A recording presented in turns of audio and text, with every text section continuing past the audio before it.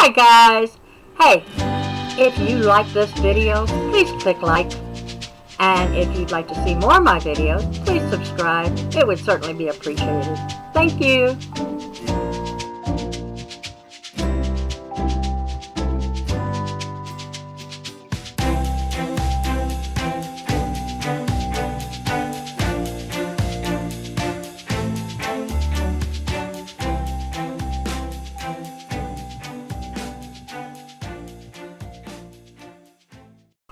Hi everybody, it's Mama Eadie. And today I want to talk about something that I didn't even realize my dog had. I knew it was something, and I've been trying to find a cure for it, but I didn't know what it was. And due to the fact that I'm on disability, we are limited on our finances, so I have to find, ways besides going to a vet all the time. So I looked it up, and my Zub boy, or Zub, has a skin infection. And the difference between, there's two different kinds, bacterial and fungal infections. And the difference between them are bacteria has bumps and pimples or open sores. Constant licking at the affected area causing the infection to spread. Shaking the head, scratching the ears, holding the head to one side may have yellow or green discharge from ears. Excuse me.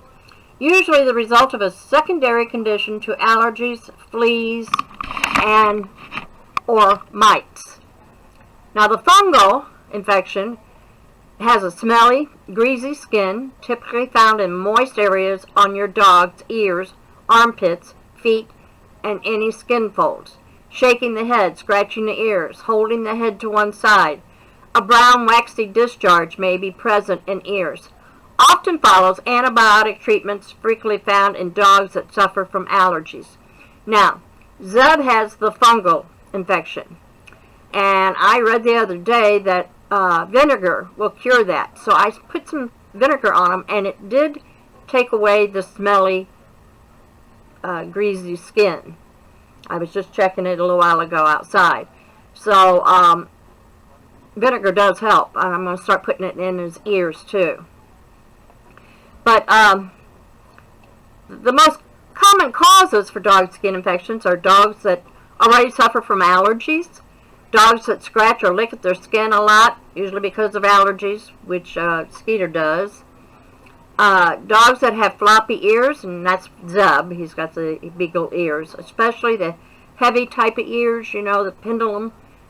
Breeds that have lots of skin folds, such as Shar-Peis or a bulldog. And skin infections in dogs are not solely restricted to these causes, though any dog can get one. So learning about the different types, causes, and symptoms and treatments is always good to know. You can usually tell which type of infection your dog is suffering from based on the visual symptoms, the ones I just read off. This is, however, more difficult when the infected area is the ear, as the visual symptoms are the same. Shaking the head, scratching the ears, holding the head to one side, etc. Now, I want you to know, I did take Zeb to a vet, and he knew he had an ear infection, but he gave me some ear wash, and Zeb was very dizzy, so I started giving him, I didn't know if I could do it or not, but I gave him some motion sickness pills, and it pulled him out of it because he got to where he couldn't even walk, he was so dizzy. And I kept cleaning his ears out. I went and got ear scrub for it and cleaned his ears out so that he wasn't so dizzy, and it did help. The vet basically did nothing. He gave me a few drops and basically said, this is what you're going to do. You're going to do this every day. Well, I did that every day. It didn't work. So I did my own little thing, and it did help. But he does have this fungal. And now I know what it is. I will take care of it. Having said that, if itchy ears is accompanied by lots of biting and licking of the paws, then it's a yeast infection. If your fur baby is suffering from ear infections, she or he will really be suffering. It's painful, and that just makes me sick that he's in pain and that vet did nothing. That's why ear infections should always be checked by your veterinarian. See, there you are. Like I said, feel it out for yourself. You know, I'm not saying don't take them to a vet, but take them to a good vet, because apparently mine wasn't worth a darn. Your veterinarian will be able to determine the type of infection by taking a swab from the ear and analyzing the under a microscope. Once you know the type, you can treat accordingly. Bacteria infections are frequently a secondary condition to allergies caused by the dog's itching and constant scratching. The more the dog scratches with allergies, the more chance of him breaking the skin, which can lead to a dog skin infection. A skin infection that results in angry red sore that spreads quickly, which Zeb has on his belly, is best treated as a hot spot. You can find more information on hot spots on the internet. I do also think I've got that video on as well. If you have a dog that loves to play in muddy puddles or just enjoys swimming, then you may be no stranger to skin infections. Dogs that spend a lot of time being damp and dirty are pretty good candidates for bacterial or fungal skin infections. They suggest, I'm reading some of this off of PetMD. No, I'm sorry, it's on dogcareknowledge.com. They suggest using Dermatreat. It's a shampoo and has antibacterial, antiseptic, and antifungal properties. So that's what you want to look for in your shampoo, is antibacterial, antiseptic, and antifungal properties that treats many skin irritations in dogs. So, you know, you can try that. In a fungal yeast infection, have you noticed a rather pungent yeasty smell coming from your dog, even after bathing her?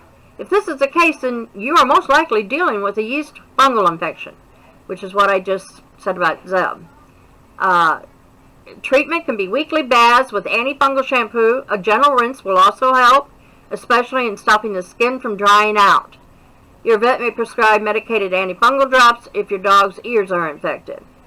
An important note here, even if your dog's skin infection seems only to affect her ears, you will still have to bathe with an antifungal shampoo. Otherwise, the problem usually comes right back. So, I'm going to start this with Zeb, and see what I can come up with. Like I said, I'm positive he has the fungal infection, and I'm going to start treating him with the vinegar, and then I'm going to start giving him a bath once a week, or hopefully I can. I do have back problems, and he's a fighter about baths, but I'm going to try and give him a bath every week, and I'm going to start treating his ears and see what we can come up with to get rid of this stuff. I will try and take some pictures to show you what he's got, so if your dog gets it, you'll know what it is. And I hope this helps someone out there know what's wrong with their dog. I'm sorry to let my dog go like this. I had no idea what it was. I've been treating it for everything. Everybody keeps telling me it's something different. I thought it was flea bites myself, you know, allergy. So, hope this helps. Love you guys. Love my fur babies. Bye-bye.